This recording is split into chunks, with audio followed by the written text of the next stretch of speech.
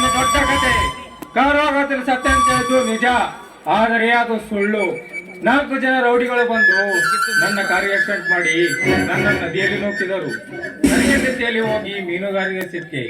ಆಗ ನನಗೆ ಪ್ರಜ್ಞೆ ಇರಲಿಲ್ಲ. ಮರಳಿ ಪ್ರಜ್ಞೆ ಬಂದ ನಂತರ ನೀನು ಸತ್ತಿದ್ದೆ ಎಂಬ ಸುದ್ದಿಯನ್ನು ನಿಮ್ಮ ಊರಿಗೆ ತಿಳಿಸಿದ್ದೇವೆ. ಬೇಗನೆ ಹೋಗಿ ಭೇಟಿ ಕೊಟ್ಟು ಬಾ ಎಂದು ಹೇಳಿದರು.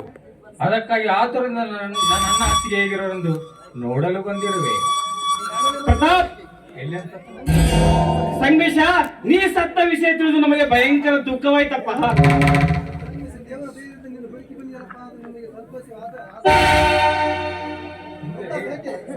ಪ್ರತಾಪ್, ಯಾಕೆ ಏನಾಯ್ತು ಒಂದು ಅರ್ಧಕ್ಕೆ ನಿಲ್ಲಿಸಿದೆಯಲ್ಲ?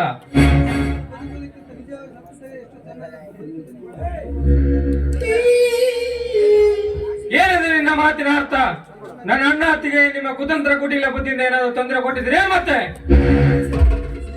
ಸಂಗಮೇಶ, ಈಗ ಎಗರುವುದರಿಂದ ಏನು ಪ್ರಯೋಜನವಿಲ್ಲ. ಪ್ರತಾಪ್ ಹೇಳುವುದನ್ನು ವಿಸ್ತಾರವಾಗಿ ಕೇಳು. ಹೇಳು ಪ್ರತಾಪ್, ನನ್ನ ಅಣ್ಣನಿಗೆ ಏನಾದ್ರು? ಪ್ರತಾಪ್, ಏನ್ ಹೇಳ್ತಾ ಇದೆಯಾ ನೀನು? ಹೌದು ಸಂಗಮೇಶ, ಬಂಗಾರದಂತ ನಿನ್ನ ಅತ್ತಿಗೆ ಗೌರಿಗೆ ನಿಮ್ಮ ಅಣ್ಣ ಮೋಸ ಮಾಡಿಬಿಟ್ಟ. ನನ್ನ ಮಗಳು ನಿನ್ನ ಸಾವಿನ ಸುದ್ದಿ ಕೇಳಿ ಖುಷಿಯಾಗಿ ನನ್ನ ಮನೆ ಸೇರಿಬಿಟ್ಲಪ್ಪ. ಅಣ್ಣ, ದೇವರಿಗಿಂತ ಕಣ್ಣಿಗೆ ಕಾಣುವ ಜೀವಂತ ದೇವರೆಂದೇ ಭಾವಿಸಿದ್ದೆ ಅಣ್ಣ. ಈ ನಿನ್ನ ತಮ್ಮನಿಗೆ ನೀನು ದ್ರೋಹ ಭಕ್ತಿದೆ ನಿಜವಾದರೆ ನಾನು ನಿಮ್ಮ ಸಂಘ ಬಯಸುವೆ.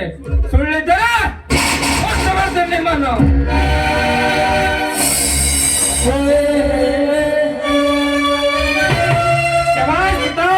ಎಷ್ಟೊಂದು ಚಾಣಕತೆಯಿಂದ ಸೂಚಿಸಿದ ಸಂಗಮೇಶ್ವರ ಘೋರ ಬಿರುಗಾಳಿಯನ್ನು.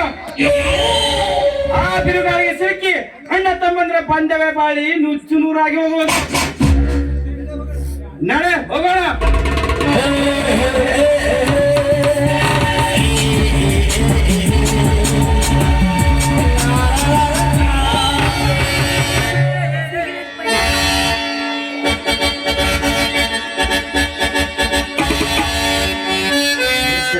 ಶರಣೆ ಪ್ರಾರ್ಥನೆ.